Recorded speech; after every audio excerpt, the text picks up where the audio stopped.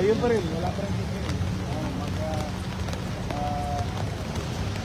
Alisin yung mga lupa, mura, na nakapura talaga sa train. Yun talaga, diglati talaga.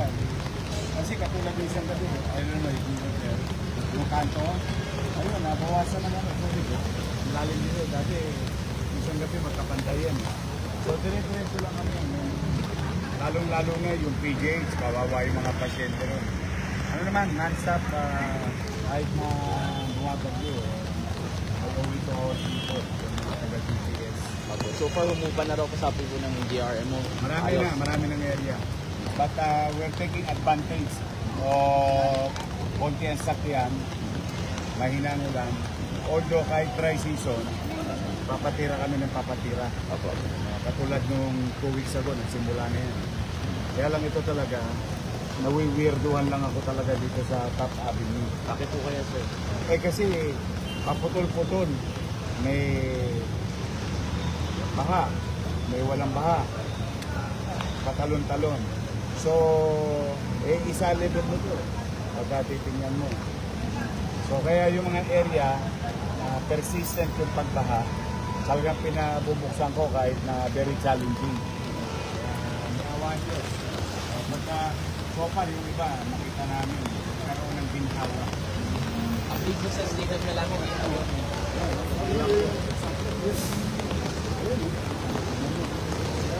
Malalaman mo may burak talaga.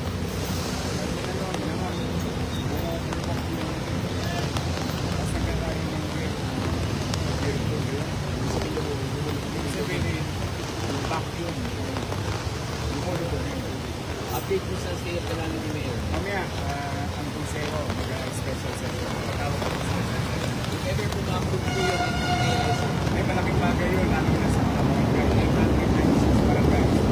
They get access with respective karapatan pa sa mga kababayan namin sa city. Same thing with the city. Ano mga tulong po sir na pwede asahan po natin? Pagkain, ilang bahay, walang hanap buhay, kumukod sa gastos, ilang araw na halos walang pasok. So, many things. Malaking bagay. Kung lahat ng 896 barangay will do the same, the same unit. At least, iksan man lang yung hirap na dinaranas ng ating mga pamilya. Sir, in case na bukas po ganito pa rin po yung panahon. Tuloy-tuloy pa rin kami. Nakaready pa rin tayo. Pero ngayon, out of 22 na evacuation site, 20 na lang. Out of 3,000, 2,000 plus na lang. Individuals na tangan-tangan ng munisip. So, okay naman. Talagang hopo nila. Tumigil na nila. But just the same, the city government will start. Thank you. Hi, sir. Si Mads. Hi, sir.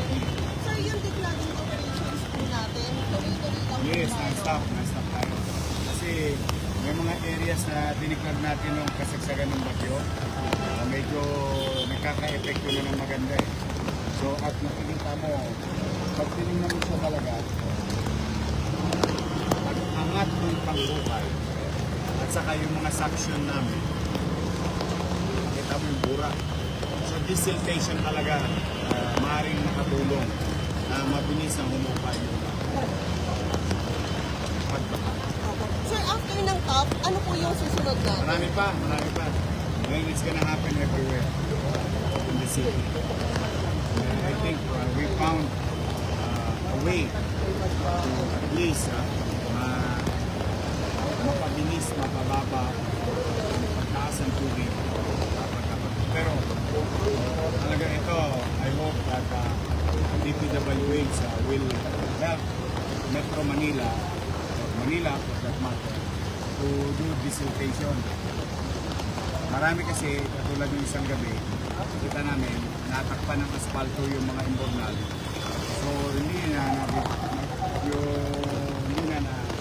pa-pump out yung mga bura.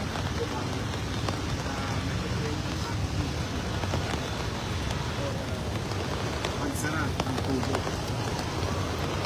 Hopefully.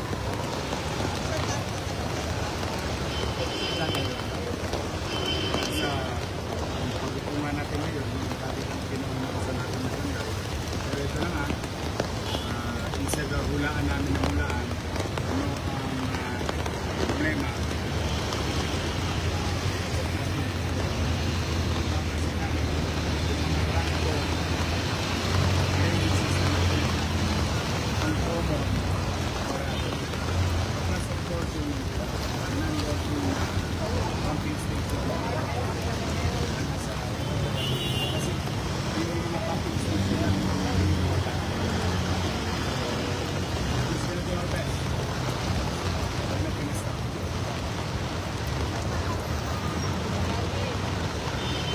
So far naman, kahapon talagang malaking delay ng connection. So magkakaroon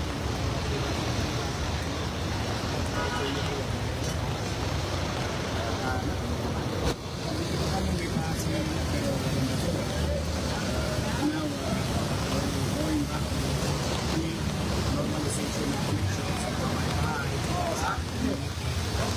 Nakitulong yung pakikisa ng tao bayan sa puso.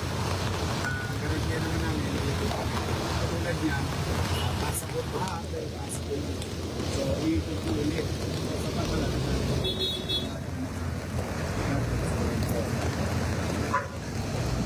Yes, yes. Thank you.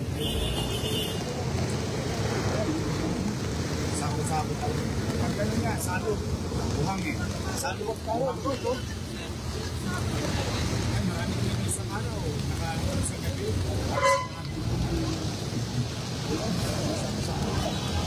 Talagang you won't miss it eh.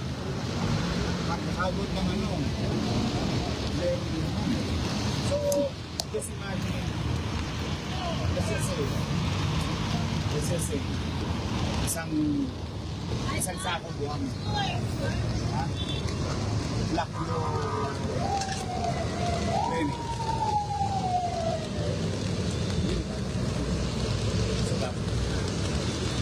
So, hindi siya rocket science. Mahirap lang, pero hindi siya rocket science. So, tuloy-tuloy, sir. Everyday po yan, sir. Oh, di ba? The least thing that we can do is really to confront it. We don't want to point fingers. The local government will address it. Our own little way. With whatever resources that we have. I'm just grateful as a DPS sa City Engineering. And of course, other agencies, MMDA and DPWH. Best effort.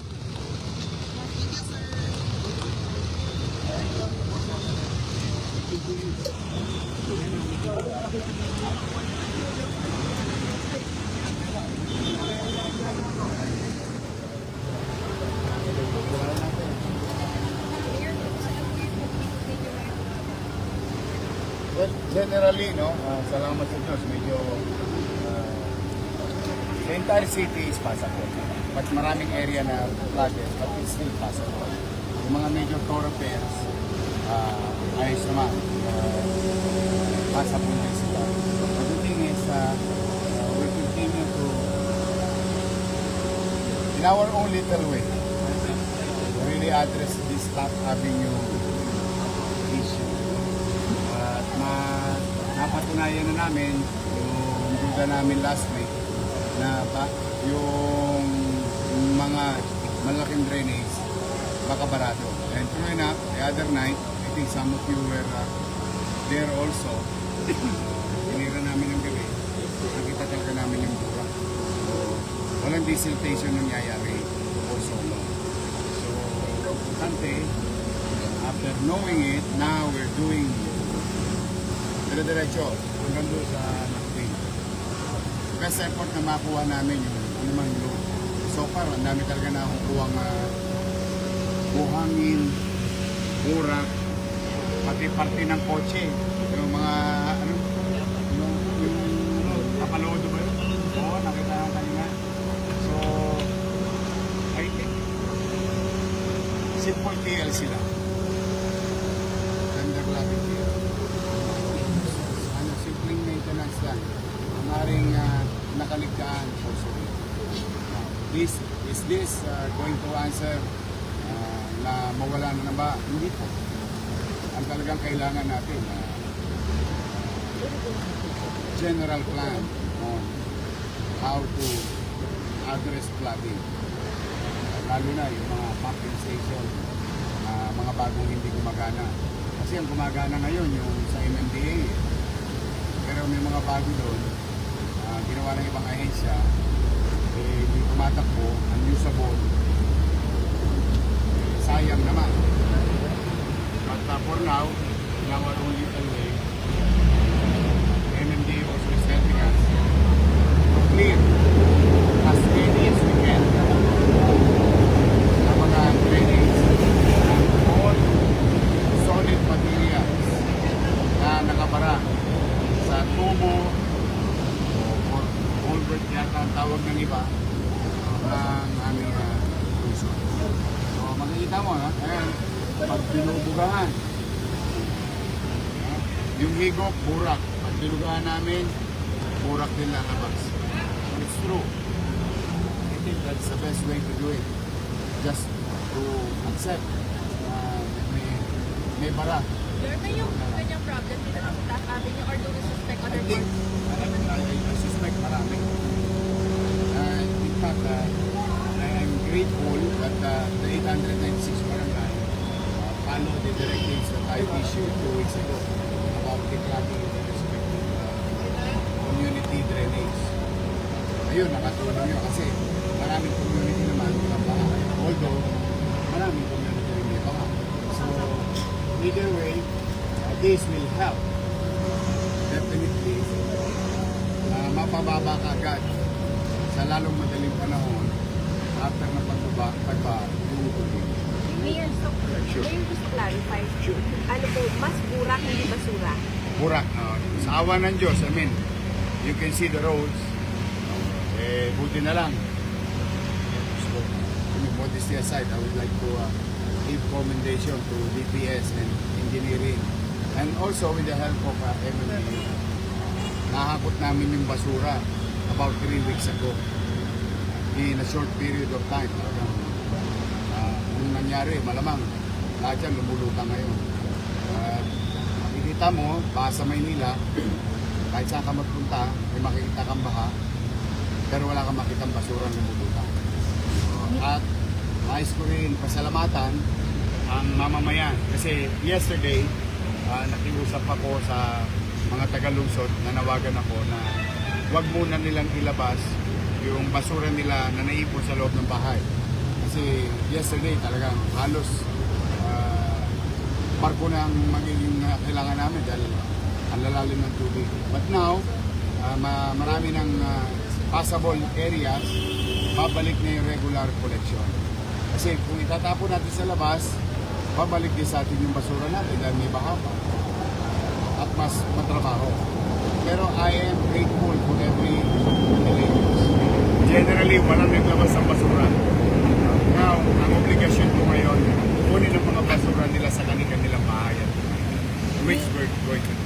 Mayor, currently meron po ba kayong naisip na initial plan kung paano po in-overcome baka may long-term solution po? The long-term solution is about the dredging of our creeks and riverbeds. The clogging o yung ating mga drainage system. That will have an immediate effect. The long-term plan is to continue to build, and hopefully they will build awang ko yung word, no? Catchment or catch basin. Kung saan we can store underneath our parks or roads maybe or areas open space na pwedeng i-pump out yung tubig doon sa mga catchment na yun. And the other thing is, of course, ayusin natin ating mga seawalls or river walls and canals with proper and functioning pumping station. I think. May ginagawa naman ng gobyerno. Kaya lamang, at least, hindi tayo, sana hindi uminto. At sana, pag ginawa natin, para hindi naman masayang yung pera ng taong bayan, sana pag tinayo, gumagana. Ngayon, meron pa ng mga pumping station, hindi naka-power up. Can you imagine? Duduktong mo na lang sa Meralco. So, I think those agencies should sit down, talk to each other. Kami sa lokal naman, talagang meron na kaming master plan ng drainage that would cost us about hundreds of billions. It will not happen overnight. But that's our solution, the flooding. This will take time and resources. But with the help, of course, of the national government, acting and building in unison, maybe the next generation, your grandsons and granddaughters, mga apat anak natin, will have a better metropolis. And that includes Manila. That's the way to do it. Nothing more. Mayor, meron naman bang tungkol sa declaration po ng state of calamity? Maya-maya konti, nagpa-issue ko ng special session, nag-request ako. But very optimistic naman yung mga kusya kasi marami ng mga barangay nagre-request ng declaration. So ginawa ko, nilagom na lang namin. Para na sa ganoon, magamit ng mga barangay officials ng tama yung kanilang calamity funds, ma-access nila at ma-augment, makatulong sa pangangailangan ng kanilang barangay on top of what the city will give, which we are doing and the national government is doing. So maibsan man lang yung economical challenges dulot itong bagyo to o habagat na to at yung paparating pang bagyo hopefully na sa kanilang kabuhayan at mga ari-ariang nasira. And that also will help others, employees in the private sector to access loan facilities. And with our employees, and now take loans with regard to like GSIS, marami silang financial institution, mamamayang nagtatrabaho sa privado, mamamayang nagtatrabaho sa gobyerno sa atin because of the declaration of SARS. Mayor, paulit na lang po. Sure. Magkano po po ito yung inaasahan natin malalabas po po declare? Di pa natin alam. But we've been spending money since I think 3 days ago. Kasi pagkain sa ating social welfare, pagkain, hot meal and pagkain. And other resources na kinakailangan, emergency kailangan namin. And we'll see.